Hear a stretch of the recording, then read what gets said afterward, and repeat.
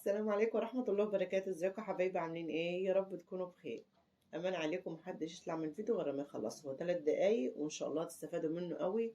عامله لكم غدا اقتصادي ب 30 جنيه بس، هيكفوكوا لو انتوا 6 افراد زي حالاتنا كده. ازاي يا شيماء؟ صلوا على النبي. اللهم صل وبارك وسلم على سيدنا محمد وعلى اله واصحابه اجمعين. ومحدش يسأل من صوتي برضه عشان اختكم عندها برد ولقيت الموضوع مطول. انت تجيب نص كيلو رنجة ب 30 جنيه. الكيلو رنجة دلوقتي ب 60 جنيه. هتخليه من الشوك، وهسيب لكم برضو طريقة اخلاء الرنجة من الشوك. انا مرضاش اجيبه لكم في الفيديو عشان مبقاش طويل عليكم، فاول تعليق مثبت. وتحوش الشوك من الرنجة خالص وتقطعها قطع صغيرة. وتجيبي بقى ايه، لو شوية زيت زيتون كده، والخضار اللي انتوا شايفينه ده. ما تسيبيش ولا حاجة من دي، يعني على قد ما تقدر. طماطم، ليمون، كزبرة خضراء، بصل أخضر، الحصان الأسود بتاعنا القرن الشطة الحراق جامد يعني، فلفل أخضر. وقطعي ده كله بقى قطع صغيرة. طبعا لو في شوية شبت بيفرقوا 180 درجة في طعم الرنج. بس أنا مكانش متوفر عندي شبت بجد يعني. بس الشبت على الرنجة يا جماعة مهما أقول لكم والله جربوها، بس هتلاقوا حاجة مختلفة خالص. شوية زيت زيتون كده لو عندك تنزلي بمعلقتين.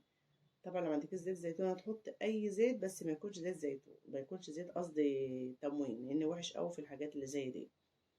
تنزلي بقى بالحاجات اللي انت قطعتها كلها، وعصير الليمون بقوي المناعه ما تشتهينا عنه، بيحوش اي زفاره في الرنج خالص. ولو ما عندكيش بصل اخضر انزلي ببصله كبيره كده قطعها على ايدك، بلاش الكب عشان بتخلي الميه بتاعه البصل يطلع ومبيبقاش حلو خالص، وبيصنن معاك بسرعه في الاكل. البهارات اللي هتنزلي بقى بس معلقه بهارات سمك لو متوفر عندك. مش متوفر عندك حط شويه فلفل اسمر وبس. بتلخبطي الدنيا دي كلها على بعضها كده. ولو عايزه تضاعفي الكميه شي يرجع لكم. انتوا لو اسره مثلا زوج وزوجه بس، هي رنجايه واحده هتكفيكوا وتفيض منكم كمان. بجد والله يا جماعه الطبق ده كفانا وفاض مننا، لان الرنجه مالحه. مع الحاجات اللي زي ديت بشويه عيش كده جنبهم شويه بصل اخضر كده.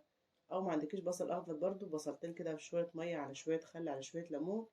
بيفرقوا جامد يا جماعه بجد والله يعني. وانتوا عارفين اصلا الرنجه فوائدها يعني.